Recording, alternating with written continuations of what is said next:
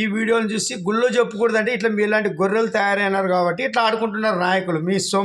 మీ అలసత్వాన్ని చూసి మీరు అభిమానించేది నిజమైన నాయకుని అవమానిస్తున్నామా? వాళ్ళు ఎంతవరకు ఉంది, వాళ్ళ చరిత్ర ఏమి, వాళ్ళ నేర చరిత్ర ఏమి, ఈ నాయకుడు ఎట్లా, ఆ నాయకుడు ఎట్లా, అన్నీ చేసుకోండి.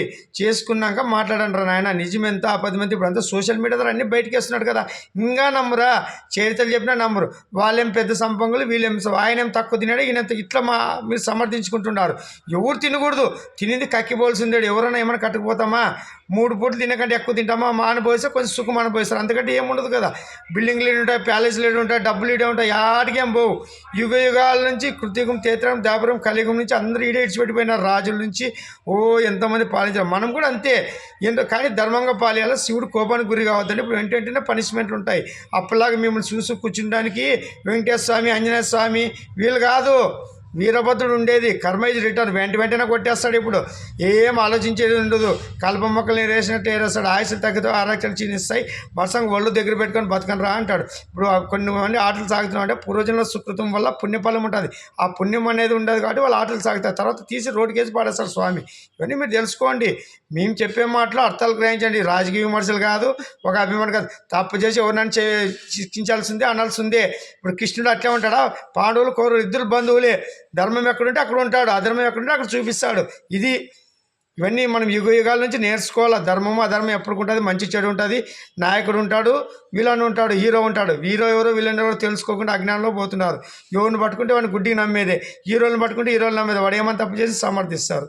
హీరోలు నాయకులు తప్పు చేస్తే వాళ్ళని సమర్థిస్తారు. సిగ్గుండాలరా మనకి దేవుడికి జ్ఞానం ఇచ్చాడే. మనం దేవుడిని పట్టుకోవాలా. దేవుడికి మనం ఈ శరీరంతో వచ్చింది కర్మ తెచ్చుకుని కొత్త చేసి వీళ్ళు ఉడిగాలు చేసేయడానికి కాదు. ఏదో వాళ్ళు ఇస్తారంటే అది కర్మ సొమ్మరా నాయన, కర్మ కొట్టుకొని పోతారు. ఆ పాపి సొమ్ము మనం తినకూడదు, కష్టపడాలా. మనకు ప్రేమ ఉంటే ఓటేయండి, ప్రేమ ఉంటే అభిమానించండి. పిచ్చి అభిమానం కాదు. తల్లిదండ్రుల కంటే, భార్య పిల్లల కంటే వాళ్ళు ఏం ఎక్కువ కాదు. అభిమానించండి, ఏ నాయకునైనా అభిమానించండి. అంతే. వ్యక్తిగతంగా లోతుకు పోయి ఏదో నైనా ఖర్చు పెట్టాను, నేనే చూసుకుని జెండాలు పట్టుకొని అది పట్టుకొని పిచ్చికి చేసుకుంటా మళ్ళీ వాళ్ళు ఏమైనా పదవులు లేకుండా మళ్ళీ విమర్శించేది మీరే. అన్నీ మీరే.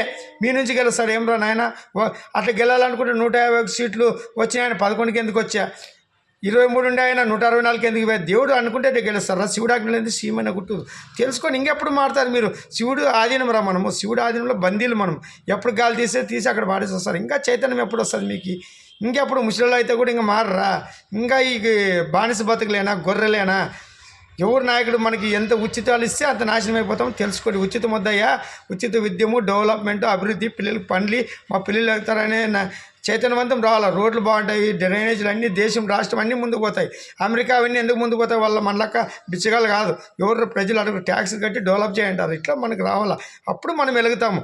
రాజకీయాల గురించి మాట్లాడకూడదంటే ఎవర్రా మీరంతా బానిసల్లాగా ఉండి మీరు మాకు చెప్తారా? ధర్మం చెప్పే వాళ్ళకి ఇట్లా తయారైనారు. మీరేం మాట వినరు. మన ఆయన చూసుకుంటాడు. ఎవరిని ఆడ తొక్కాలి, ఎవరిని ఎప్పుడు దారిలో పెట్టాలి అన్నీ ఆయన వీరభద్రం చేతిలో పోయింది. కరోనాతో మొదలు పెట్టాడు, ఇప్పుడు కర్మ సిద్ధాంతం మొదలు పెట్టాడు. స్వయంగా వచ్చి పాలించే రోజులు కూడా దగ్గరగా ఉన్నాయి. రుషికొండ ప్యాలెస్లో పాలిస్తాడు కూర్చొని. జగన్ గారికి అడిపెట్టినారు కదా అని ముందు అర్థమవుతాయి మీకు.